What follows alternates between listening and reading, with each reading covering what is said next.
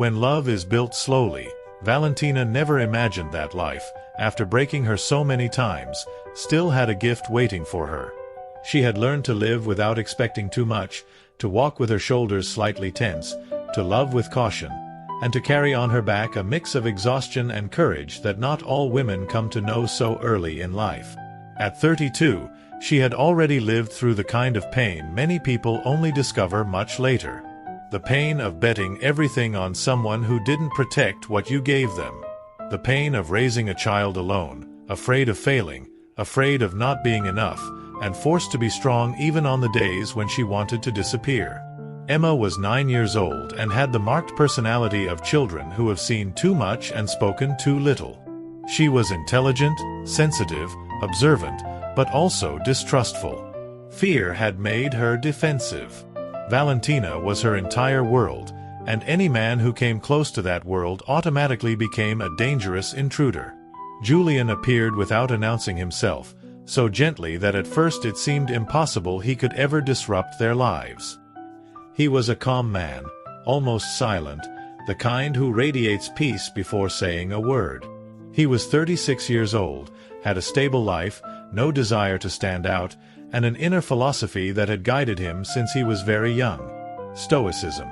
He wasn't a fanatic or a preacher. He had simply learned to live with the conviction that life doesn't always need to be controlled, that emotions should be felt but not allowed to rule, that virtue matters more than reaction, and that calmness is a bridge to clarity.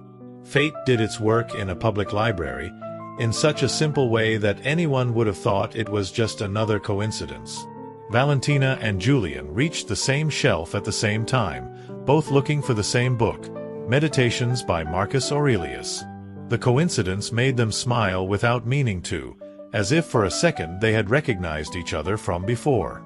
She took the book first, and he stepped back with a kindness that surprised her.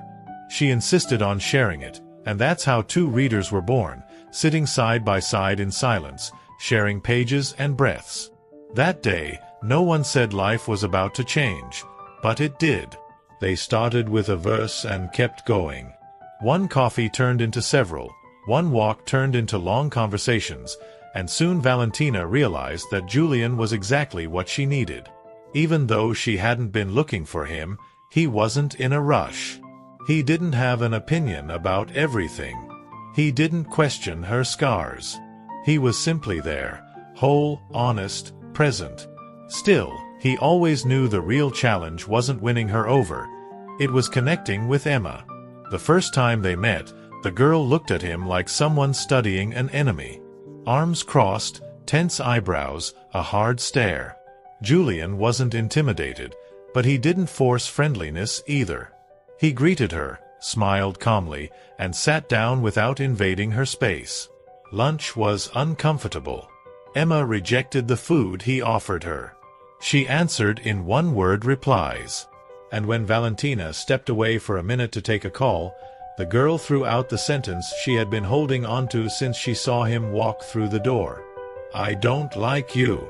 Julián looked at her with the calm he had cultivated for years and said, "You don't need to like me yet. That's okay. When you want to get to know me, I'll be here." Emma didn't respond, but for the first time she stopped frowning. Something inside her hadn't expected that answer. She hadn't expected patience. She hadn't expected respect. The following weeks became an emotional test for everyone.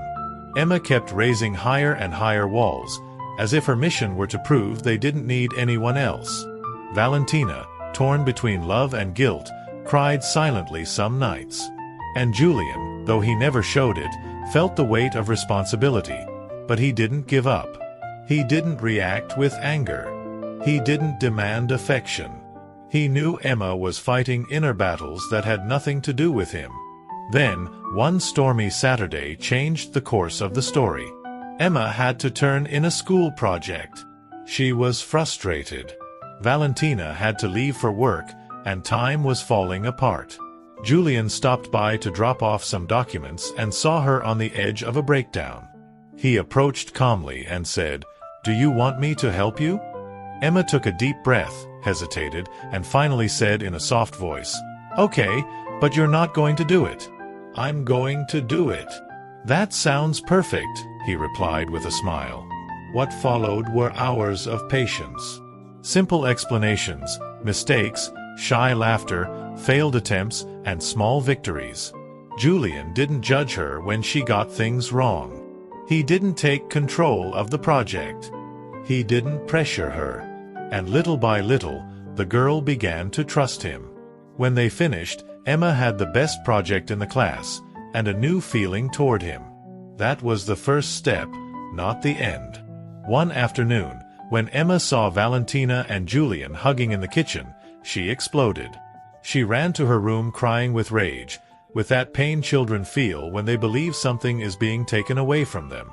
Julián went upstairs slowly, knocked on the door, and said, "I didn't come to replace anyone. I came to add. And if you're angry, I can wait. I'm here." Emma cried in silence, but she heard every word. Days later, while Valentina was working at night, Emma sat beside him, nervous, tapping her fingers. "I thought that if you showed up, Mom wouldn't need me anymore," she confessed. Julián looked at her with deep tenderness. "Emma, love doesn't replace. Love adds. A mother would never trade her daughter for anything in the world, and I would never want to take your place. I want to be with you both, if you'll let me." She didn't say anything else, but she hugged him. And that hug was the beginning of a family. With time, things began to fall into place. There were wonderful days and difficult ones. Emma had emotional setbacks, jealousy, insecurities. Julián remained steady. Valentina was grateful like never before. And slowly, between games, homework, movies, lessons, and deep conversations, the three of them began to build a home, until Emma's biological father reappeared. The man returned after years, demanding time, space, presence, rights. Emma was afraid of being hurt again. Valentina emotionally stepped back several steps, and Julián had to face his greatest test, remaining calm in the middle of a storm that could destroy everything they had built. The meeting between Emma and her father was awkward, tense, full of emptiness. He made promises he had no intention of keeping. He spoke with the confidence of someone trying to reclaim a place he had never truly defended. When Emma came back, she collapsed into Julián's arms. "I don't want you to ever leave," she said through tears. "You're my family too." That was the day Julián understood he was no longer just a companion. He was a pillar. The months that followed were a mix of challenges and victories. But as happens when bonds are real, life began to flow. Emma kept growing, trusting, allowing Julián to guide her, listen to her, correct her with love. Valentina found in him a loyal, patient, deeply loving partner. Julián found in the two of them a purpose he had never imagined. And one day, he decided to officially unite that family. He proposed to Valentina in the same library where they had met. Emma appeared from behind holding a sign that read, "Will you choose us forever?" Valentina cried. She said yes. She hugged her daughter, then him. And all three felt they were exactly where they were meant to be. The wedding was intimate. Emma carried the rings, and in the emotional silence of the ceremony, the girl asked to speak. With a trembling voice, she said, "Thank you for staying when I pushed you away. Thank you for teaching me not to be afraid. Thank you for loving my mom the way she deserves.